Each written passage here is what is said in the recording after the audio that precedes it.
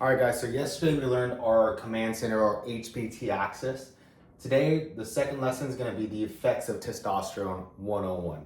So a lot of guys know about testosterone, don't know the exact mechanism of action of what it does and how it really works.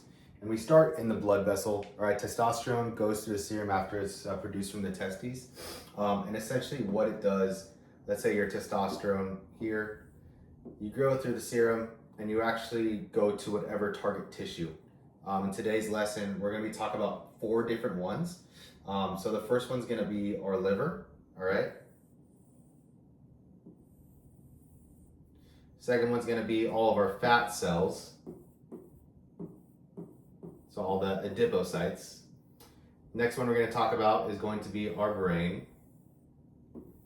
And I do apologize, I never said that I was the best artist. And the last one we mostly know about is going to be our muscle.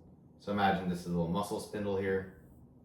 I'm not even going to try to draw a bicep, but what it does, let's say that's your cell and whatever tissue we're talking about, whether that's the liver, your adipocytes, or your fat cells, your brain, or your muscle, what it's going to do is testosterone is a steroid, so it easily crosses the cell membrane in whatever cell of the target tissue. So it's going to go, there's your nucleus there, it's going to attach to a specific receptor called your androgen receptor.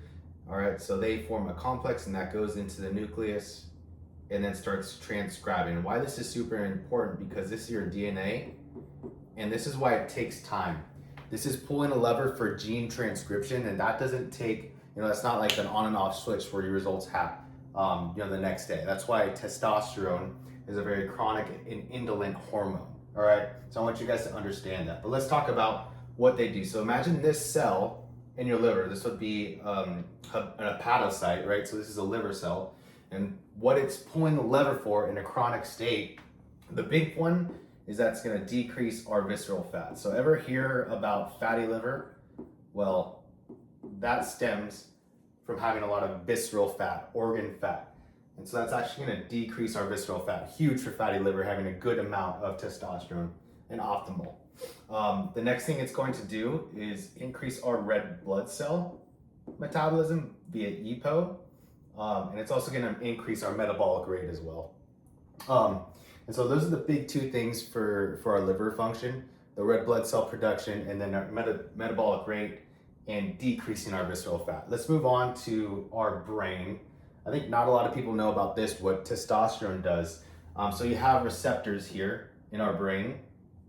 All right, you guys have probably heard about our serotonin, dopamine receptors, our neurotransmitters that affect mood, drive.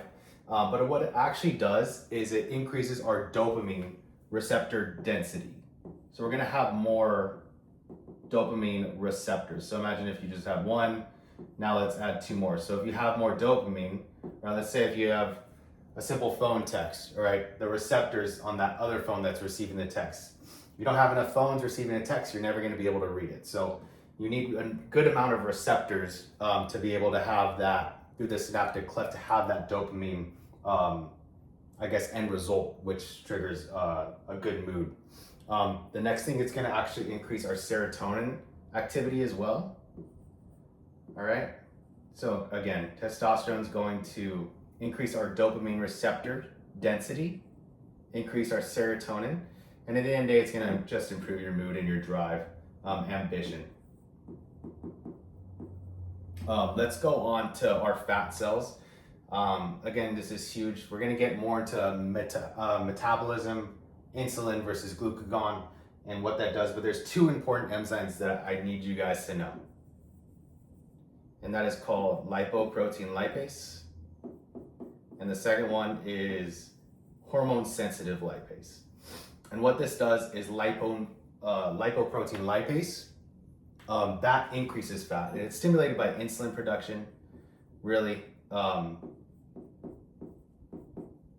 insulin turns on, this increases our enzymatic function of our lipoprotein lipase. What hormone sensitive lipase, again, in our fat cells, is it actually breaks down our fat. Now, what testosterone does is that this decreases, all right? This negates this lipoprotein lipase. So If you imagine you have decreased amount of lipoprotein lipase, you're going to decrease your fat.